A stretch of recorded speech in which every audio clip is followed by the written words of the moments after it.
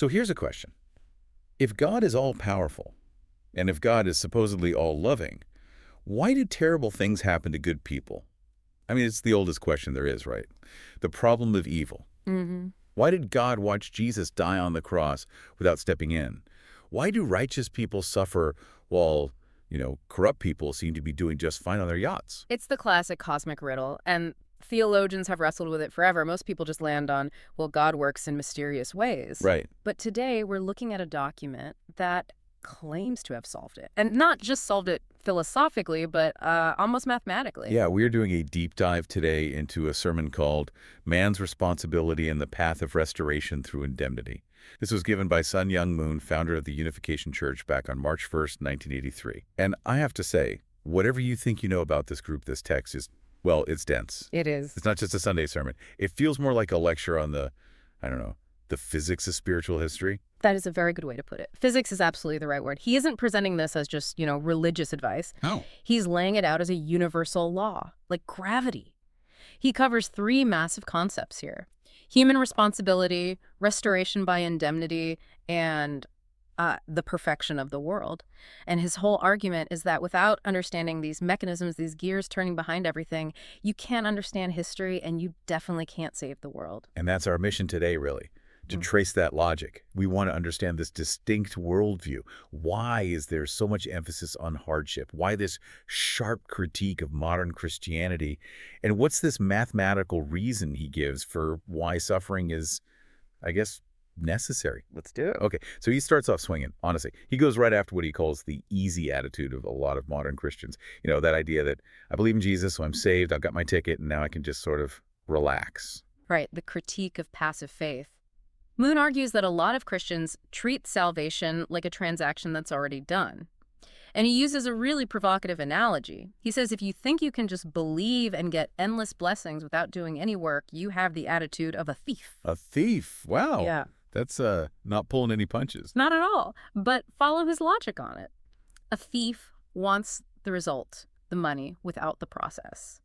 Moon asks, did Jesus just believe in God and then sit back and watch Rome crumble? No. Jesus had to witness, train disciples, he had to sweat, and eventually he had to bleed. Right.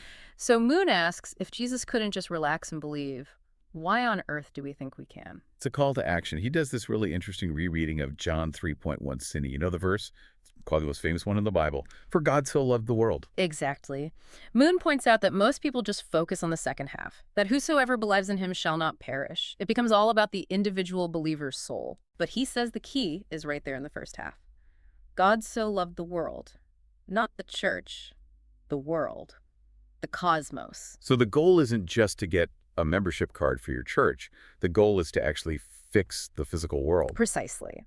And this leads to his critique of the church itself. He uses this visceral image of germs. He calls Satan and communism germs that have invaded a healthy body. But here's the twist that really got me. He argues that Satan actually enjoys the sins of the church more than the sins of the secular world. Wait, really? Satan prefers the church? That seems completely backward. According to this text, yeah. Because of the hypocrisy. Moon argues that when churchgoers talk about love but then hate their neighbors, or when they're fighting over pews, Satan can look at God and say, see, look at your people. They're no different. In fact, they're worse because they claim to be yours but act like mine. That's a heavy indictment. It is. He basically says, if the church is just a social club where people feel good about themselves while the world burns, God would destroy that church before he'd destroy the secular world. He wants an active, suffering faith, not a comfortable one. Which brings us right back to that opening riddle.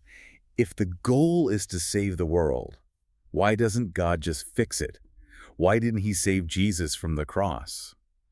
Moon claims the answer to this is a discovery greater than the atomic bomb. He does. He calls it the discovery of man's portion of responsibility. Okay, what does that mean exactly? Because we always hear that God is omnipotent. He can do anything. Moon argues that God's power has a limit.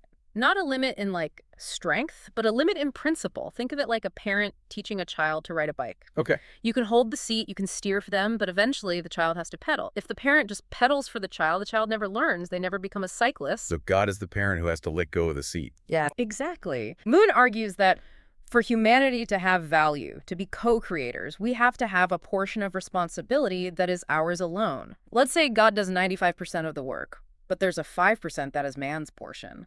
And God cannot do it for us. If he intervened, he'd violate the very laws he created. We'd just be robots. So when Adam and Eve were falling, God wasn't just ignoring them. He actually Step in. couldn't step in, right?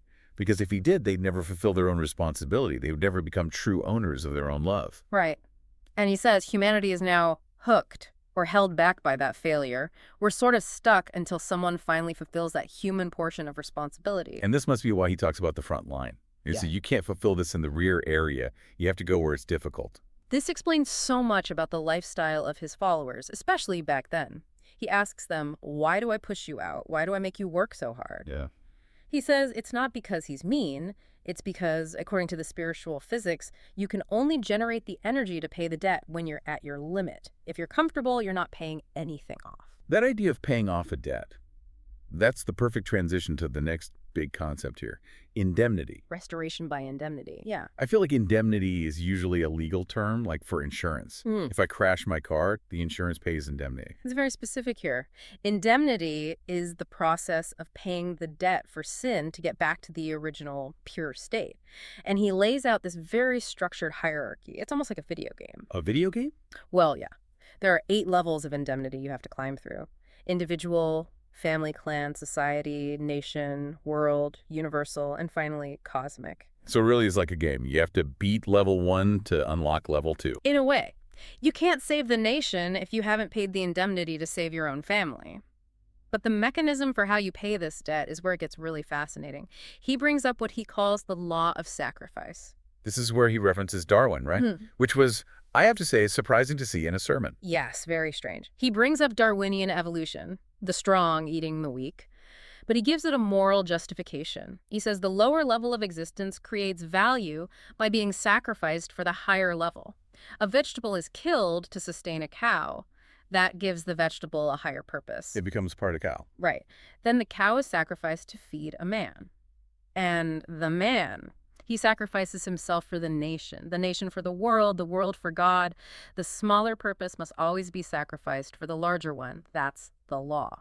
So if you're just clinging to your own little life, you're basically like a vegetable refusing to be eaten. You're stopping the flow of value. That's a great way to put it. And this leads to his most counterintuitive point.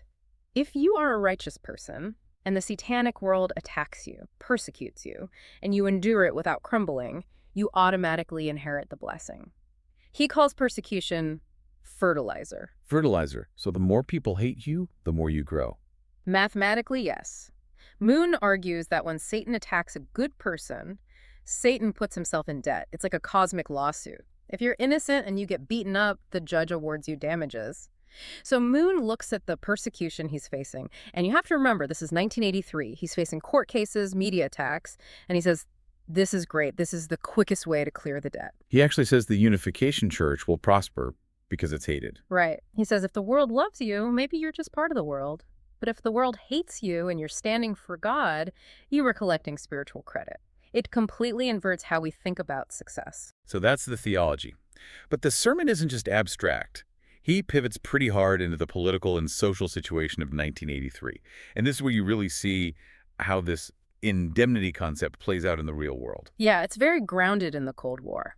To get this part of the deep dive, you have to remember that for Myung, the Cold War wasn't just geopolitics. It was a spiritual war. It was a spiritual war. He uses this analogy of a fishing line. He says there's a fishing line between America and his church. And he asks, who is going to reel in whom? It's a battle for influence. It is. He says the church needs a chemical spray, which he says is his teachings, to strengthen their line so they can reel America in.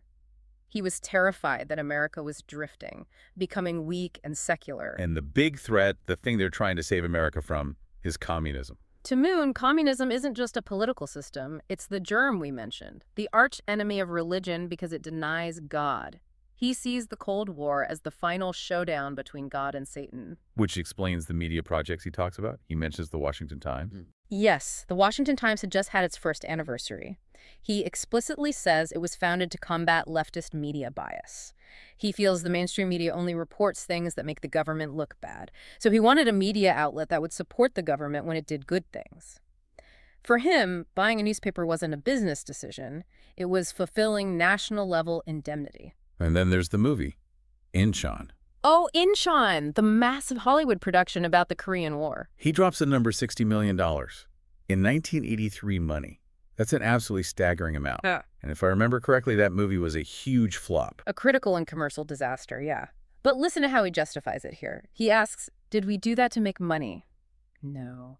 He says it was to revive the MacArthur spirit in America. He felt the country was losing its will to fight the germ of communism, and he was willing to spend a fortune to try and wake America up. It's just fascinating to see a religious leader pulling levers in Hollywood and the D.C. press corps as part of a spiritual war. Most pastors are trying to fix the church roofs, and he's out there funding war movies. It fits the whole man's responsibility idea, though. God isn't going to stop communism. Man has to do it. So you buy a newspaper. You make a movie. You pay the price. He also touches on something very controversial at the time, and still is, really. The mass weddings. Specifically, interracial marriage. Yes. He addresses why he matches black and white couples. And he says it's not for fame. No. He frames it as a preventative measure against a future race war. He predicts a coming racial confrontation where blood will be shed. His logic is, if you marry the races together, you create a blood lineage bond that politics can't solve. He sees these marriages as a solution to racial tension, again, creating a family-level solution for a world-level problem. It's so strategic. That's what strikes me. Even marriage isn't just about two people falling in love. It's a geopolitical strategy for world peace. And that gets to the core of his definition of love. This brings us to the final part of the sermon, which is really about the nature of happiness. Moon contrasts the secular view of romance with his church's view. He has that great line about the 10-minute gaze. Yeah. He says in the secular world, if a boy and girl look at each other for 10 minutes, they start kissing. It's all about immediate gratification. But in his church, he says, they live as brother and sister first. You can't start a marriage from your own desire, he says. Right. Because if it starts from your desire, it's self-centered. It has to start from God. He calls marriage a public duty. You marry for the sake of the world, not just for your own romance. It ties right back to that law of sacrifice. And this leads to a really poignant and kind of dark distinction he makes between a saint and a son or daughter. This is a crucial distinction in his theology. A saint is someone who obeys God's commands, a good soldier. But a son or a daughter, they go further. They don't just obey, they try to understand the parent's heart. And in Moon's view, God's heart is broken. Exactly. He asks, who did Adam and Eve cry for when they left the garden? They cried for themselves. They were sad that they lost paradise.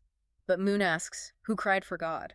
God lost his children. God was the one left alone. That's a huge perspective shift. Usually you think of God as the one kicking them out. He paints God as this grieving father. Yes. So for him, true repentance isn't just saying, I'm sorry I sinned. True repentance is crying God's tears, feeling the pain that God feels. He challenges his listeners, can you be happy? If you believe God is sorrowful because the world is a mess wars, hatred, then your happiness is actually a form of ignorance. You're basically happy because you don't know what's really going on. Exactly. He suggests that true joy can only come after we have dried God's tears. That is a heavy, heavy burden to place on a person, to say, your happiness needs to be on hold until the creator of the universe feels better. It's an immense burden. But for Moon, it's also the ultimate dignity. It elevates the human being from a mere creation to a person who is responsible for God's emotional well-being. It frames all that suffering not as a punishment, but as a heroic mission to comfort God. So let's zoom out. We've covered a lot here. We've gone from the thief attitude of easy faith to the physics of indemnity, the fight against communism, and this intense mandate to console God. It's a rigorous, all-encompassing worldview. And whether you agree with the theology or not, you have to appreciate the internal consistency. It answers the why do we suffer question by making suffering functional. It says, your pain isn't meaningless, it's currency. You're buying back the world. And for someone feeling helpless in a chaotic world, that's a powerful narrative. It turns a victim into a protagonist. It tells you that you are on the front line of cosmic history. There's one last thought I want to leave everyone with. Yeah. Moon talks about the universal scream. He says the world is like this giant animal crying out in pain, but we're often too distracted to hear it. It's a haunting image. It really is. And it makes you wonder, if we truly believed that the world was in that kind of emergency state, that the house was literally on fire, would we live our lives the way we do right now? Or would we, like Moon suggests, feel that taking it easy is actually a crime? That is the question. Something to mull over. Thanks for joining us on this deep dive into the mind of Sun Young Moon and the logic of indemnity. We'll catch you on the next one.